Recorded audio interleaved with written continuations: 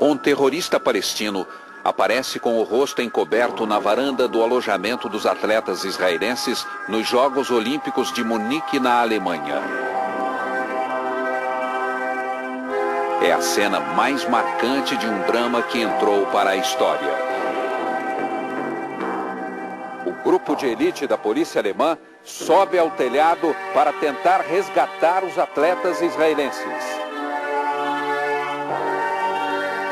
Um dos homens da força-tarefa, visto aqui com um fuzil na mão no telhado do alojamento, é Heinz Hohensim.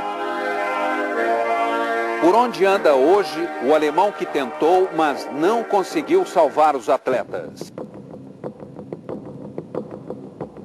O Fantástico localizou em Munique o agente especial, hoje consultor de segurança.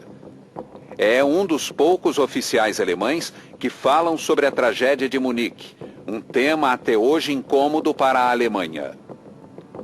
Durante a entrevista, o agente se ajoelha de mãos espalmadas num gesto de súplica. Repete uma cena que testemunhou no desfecho do sequestro. Daqui a pouco, ele vai dizer que cena foi esta, num drama marcado por cenas inesquecíveis.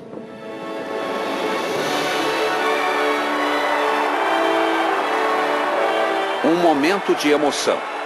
O estádio inteiro bate palmas para a delegação de Israel na abertura dos Jogos Olímpicos. Atletas judeus pisavam em solo alemão. Apenas 3 décadas antes, a Alemanha de Hitler tinha comandado o extermínio em massa de judeus na Segunda Grande Guerra. A segurança dos Jogos é relaxada. A Alemanha chama estas Olimpíadas de os Jogos da Paz. A organização dos jogos não queria policiais circulando com carabinas e capacetes, porque poderiam dizer que a Alemanha queria brincar de guerra. O cenário estava armado para um dos mais espetaculares ataques terroristas já ocorridos.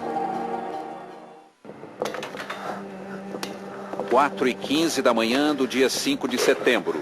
8 terroristas palestinos entram na Vila Olímpica com uniformes de atletas.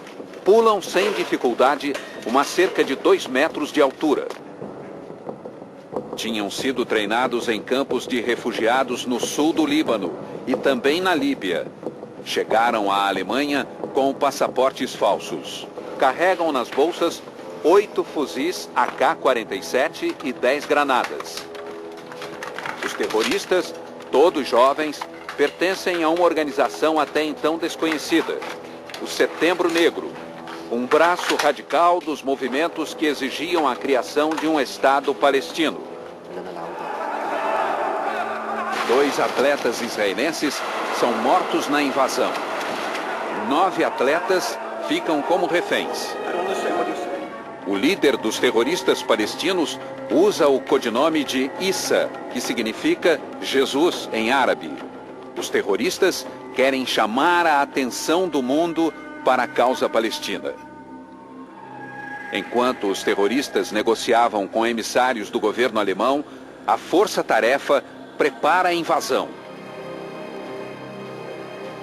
Mas houve uma falha básica. Os alemães não se lembraram de um detalhe fundamental. Todos os alojamentos tinham aparelhos de TV. Os terroristas estavam acompanhando toda a operação policial ao vivo pela televisão.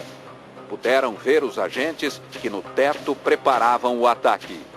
Avisaram: se os agentes não saíssem imediatamente do teto, os reféns seriam executados. A verdade é que não havia possibilidade alguma de conseguirmos êxito na invasão do apartamento. Nem quero pensar sobre o que teria acontecido no caso de invasão. Depois de uma negociação que se arrastou por todo o dia e entrou pela noite, o governo alemão chega a um suposto acordo com os terroristas. Os terroristas vão ser levados com os reféns em 2 helicópteros da Vila Olímpica até a um aeroporto militar, onde um Boeing 727 os esperava. Mas era tudo uma emboscada. agentes alemães estariam dentro do Boeing, vestidos com uniformes de pilotos e comissários de bordo. Quando os terroristas entrassem no Boeing, seriam atacados. Minutos antes da chegada dos terroristas, os próprios agentes alemães abandonam o avião, às pressas, porque acharam que aquela seria uma missão suicida. Quando os terroristas veem o avião vazio, desconfiam da emboscada. Gritam para seus companheiros. Começa então um tiroteio. Os terroristas atingem as torres de iluminação. A polícia alemã só tinha deslocado 5 atiradores de elite para o aeroporto, mas havia 8 terroristas. Os terroristas fuzilam os atletas israelenses que estavam amarrados uns aos outros dentro de 2 helicópteros. Os atletas morrem fuzilados e carbonizados. 3 terroristas sobreviveram. Qual foi a primeira reação que eles tiveram no momento em que foram presos? Os 3 terroristas nos deram uma impressão deplorável. Eu nunca havia visto um terrorista diante de mim. Depois de prender os 3, nós os despimos. Ficaram de cuecas. Nem pareciam terroristas. Eram jovens que não tinham aparência hostil. Deram-me uma impressão de covardia. O que para mim foi surpreendente, porque a ideia que eu tinha de um terrorista era a de alguém que tinha abdicado da vida. Os 3 imploravam pela vida, porque acreditavam que seriam executados por nós ali, naquele momento. Ficaram de joelhos e imploravam. Posso mostrar o que eles fizeram. Ficaram nessa posição. Olhavam para nós com olhos grandes. Demos a eles uniformes de prisioneiros. Foram levados, algemados, para 3 prisões diferentes, para que não pudessem se comunicar entre si. O que é que o senhor sente hoje quando vê fotos dos atletas israelenses e dos terroristas árabes? Tenho de admitir que ainda sinto uma certa raiva com relação aos terroristas, porque nesta ação covarde, os israelenses não puderam se defender. A reação de Israel é imediata. A primeira-ministra Golda Meir dá o sinal verde para uma operação ultra-secreta. O Mossad, Serviço Secreto de Israel, recebe autorização para caçar, um por um, em qualquer lugar do mundo, os envolvidos no atentado de Munique, numa operação batizada de A Ira de Deus.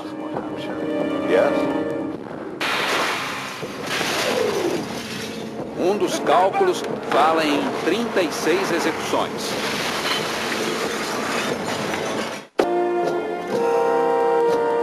O autor da mais completa investigação jornalística feita sobre o massacre de Munique, Aaron J. Klein, escreveu que os terroristas do Setembro Negro chegaram à Vila Olímpica determinados a realizar um ataque sem precedentes, avassalador. Um teatro de horrores que queimaria na consciência coletiva mundial por gerações.